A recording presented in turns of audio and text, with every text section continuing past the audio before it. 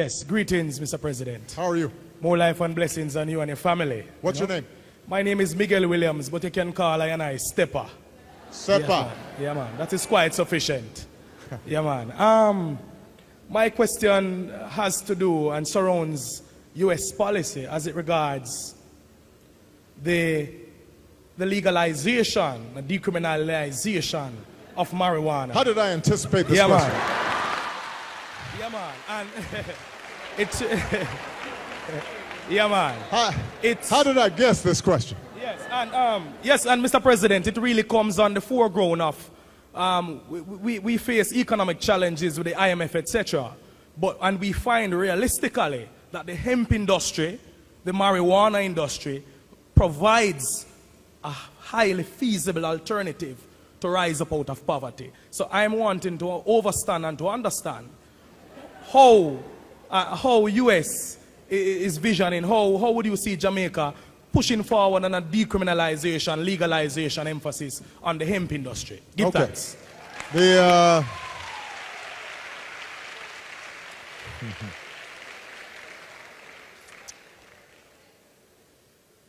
Well, let me, I do want to separate out what are serious issues in the United States and then how that relates to our foreign policy and our interactions with the region.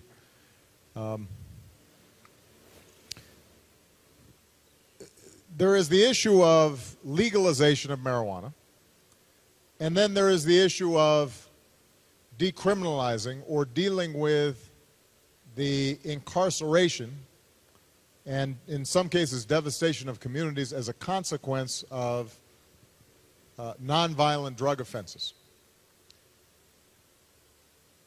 I am a very strong believer that the path that we have taken in the United States in the so-called war on drugs has been so heavy in emphasizing incarceration that it has been counterproductive. You have young people who did not engage in violence, who get very long penalties, get placed in prison, and then are rendered economically unemployable, are almost pushed into then the underground economy, learn crime more effectively in prison. Families are devastated. So it's been very unproductive.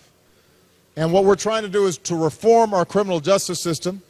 And the good news is there has actually been some interest on the part of unlikely allies like the evangelical community or some otherwise very conservative Republicans, because it's very expensive to incarcerate people, and a recognition that this may not be the best approach.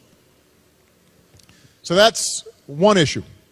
There's then the second issue of legalizing marijuana, whether it's medical marijuana or recreational use.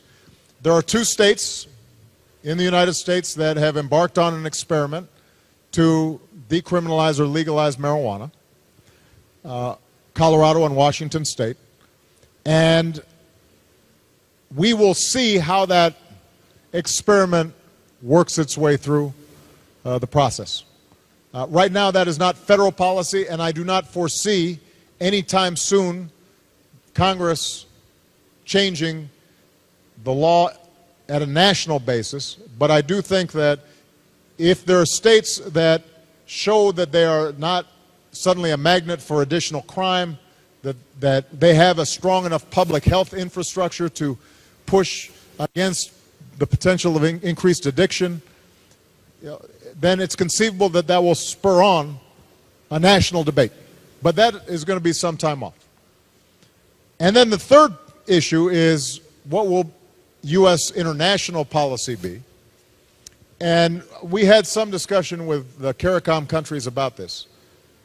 I know on paper a lot of folks think, you know what, if we just legalize marijuana, then it'll reduce the money flowing into the transnational drug trade.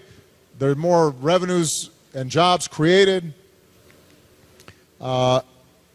I have to tell you that it's not a silver bullet. Because, first of all, if you are legalizing marijuana, then how do you deal with other drugs? And where do you draw the line? Second of all, as is true in the global economy generally, if you have a bunch of small, medium-sized marijuana businesses scattered across the Caribbean, and this is suddenly legal, if you think that big multinational companies are not going to suddenly come in and market and try to control and profit from the trade, you know, that's, I think, a very real scenario.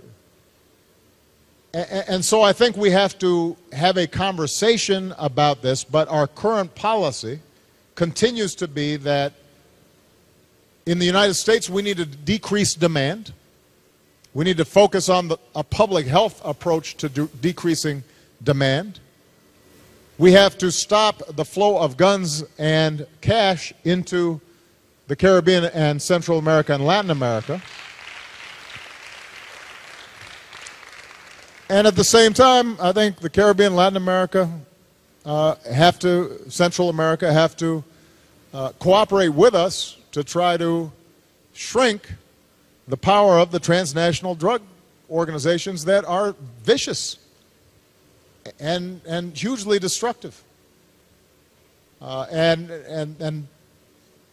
if we combine a public health perspective, a focus on not simply throwing every low-level person with possession into prison, but trying to get them treatment, we combine that with economic development and alternative opportunities for youth, then I think we can strike the right balance. It may not, you know, comport with completely with your vision for the future, but I think that we could certainly have a smarter approach to it than we currently do. Got time for one more question? One more question.